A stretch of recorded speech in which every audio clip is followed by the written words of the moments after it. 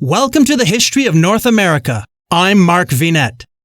Puritan Oliver Cromwell was an English statesman, politician, skilled soldier, and a leading advocate of the execution of King Charles I in 1649, which led to the establishment of the Commonwealth of England that he ruled as Lord Protector from 1653 until his death in 1658. English monarch Charles I sparked a crisis with the British Parliament that led to a bloody civil war during the mid-17th century that had direct repercussions on North America and the colonization of the Atlantic coast. Let's learn more with the Everything Everywhere Daily Podcast. For over 1,000 years, England has been a monarchy, except for 11 years in the 17th century when it wasn't. During that period, it was ruled by a man by the name of Oliver Cromwell. Cromwell was unquestionably a brilliant general and also a bit of a hypocrite when it came to politics. He was a highly controversial figure during his life and remains so even today. Let's learn more about the Lord Protector of England, Oliver Cromwell. The 16th and 17th centuries were highly tumultuous periods in England, and this was almost entirely due to the issue of religion. To give a brief summary, Henry VIII broke with the Catholic Church to get a divorce, and he purged most of the Catholic institutions in the country. He was succeeded by his son Edward VI, who was a Protestant but a child, and he was succeeded by Henry's eldest daughter Mary, who was a Catholic, who was then succeeded by her half-sister Elizabeth, who was a Protestant. Elizabeth had no children and was then succeeded by James VI of Scotland, who was baptized Catholic and raised Protestant, and then he was succeeded by his son Charles I, who was Catholic. This religious ping-ponging amongst the monarchs became a problem because England, by the time of Charles I, was a mostly Protestant country with a Catholic monarch. This was the world that Oliver Cromwell was born into on April 25, 1599, in the small town of Huntingdon, Cambridgeshire, just outside of Cambridge. His father was a minor landowner, and he had a relative, Thomas Cromwell, who served under Henry VIII, and was later beheaded by Henry VIII. However, before he was beheaded, he made a small fortune helping Henry in the dissolution of the Catholic monasteries. Oliver was the second of 10 children and was baptized into the Church of England. He attended the Huntingdon Grammar School and then went on to study at Sydney Sussex College in Cambridge. Sydney Sussex College was a rather recent addition to Cambridge at the time and was imbued with a very strong Puritan ethic. The Puritans were a sect that emphasized personal piety, biblical literacy, and religious discipline, rejecting the hierarchical and centralized church structure of the Church of England. They were influential in politics, but also faced opposition and persecution from the government and conservative members of the Church of England, which they sought to reform to purge it of its Catholic vestiges. In 1620, at the age of 21, he married Elizabeth Bourchier, who came from a wealthy merchant family who were also strict Puritans. However, at this time, there is no indication that Cromwell himself had adopted Puritanism. In 1628, he was elected to Parliament to represent his hometown of Huntingdon. His tenure in Parliament was short-lived, however, as King Charles dissolved the Parliament in 1629. Financially, things went bad for Cromwell after that. In 1631, he was forced to sell most of his property and move to a farmhouse due to a dispute with the town. This was a big turning point for Cromwell. He became depressed, and it led to a spiritual awakening. He formally joined the Puritan Church, and in 1634 actually attempted to migrate to the Americas to join the Connecticut colony. The government blocked him from migrating, but if he had gone through with it, it would have radically changed English history. With this spiritual awakening, he became more critical of the government and the policies of King Charles. Relations between the king and Parliament eroded during the 1630s and early 1640s. The issues had to do with the role and power of the monarchy and the role of the Church of England, especially as Puritanism had become popular amongst members of Parliament. Then things got very bad between King Charles and the Parliament.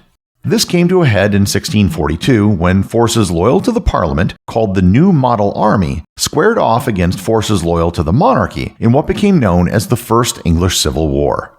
Prior to the outbreak of war, I wouldn't say that Cromwell was a nobody, but he certainly wasn't a high-ranking figure in England. At the start of the Civil War, Cromwell raised a troop of cavalry from his own lands, which he later transformed into the famous Ironsides Regiment.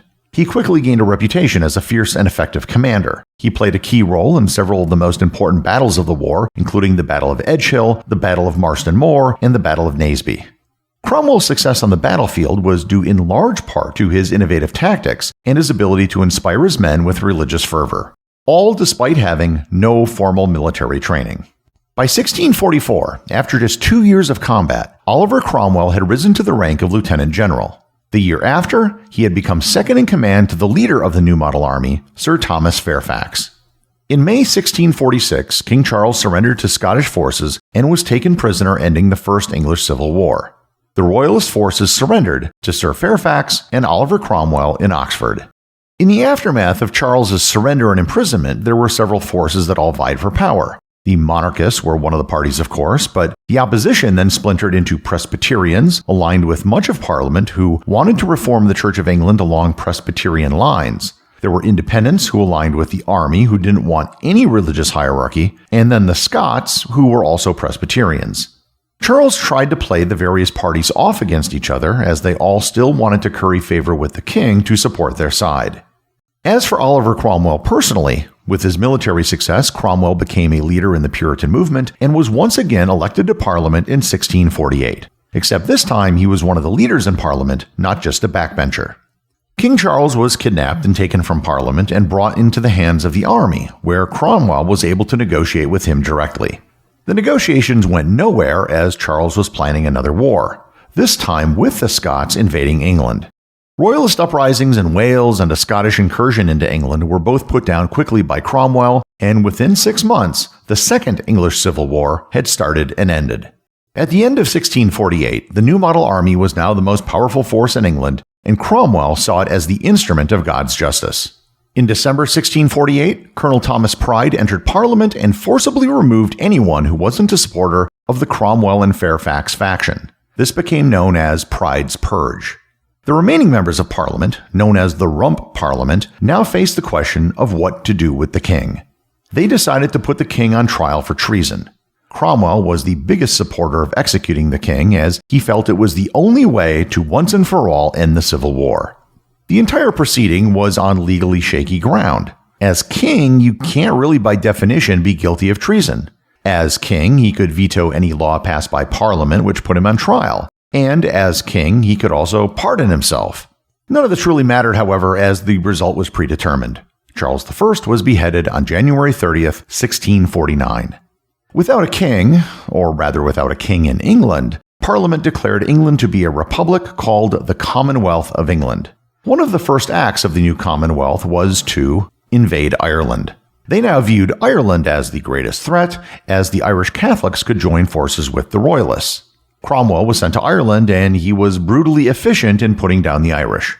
Cromwell wasn't in Ireland for that long, but he was instrumental in ushering in a period where as many as 1/10 of the entire Irish population died. Cromwell returned to England in 1650 after Scotland declared Charles's son, Charles II, as king.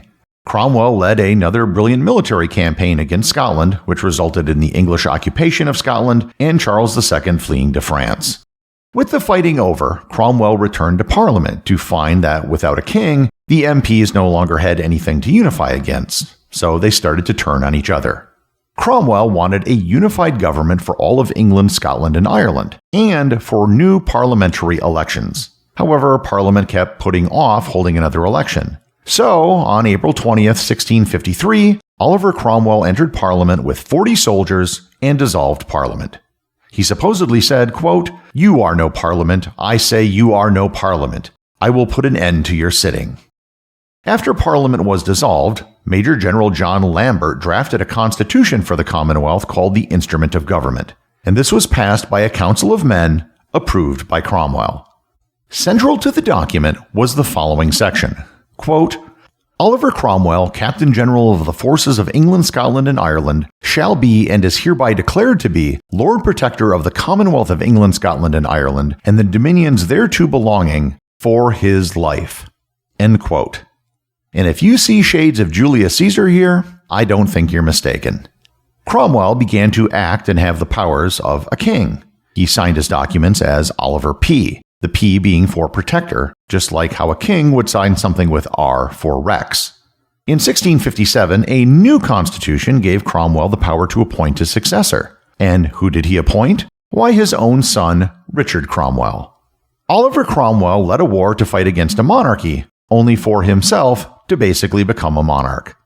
Oliver Cromwell died on September 3, 1658, of what is believed to be kidney disease. He was buried with honors in Westminster Abbey. I'm Mark Vinette, and I hope you're enjoying the ride.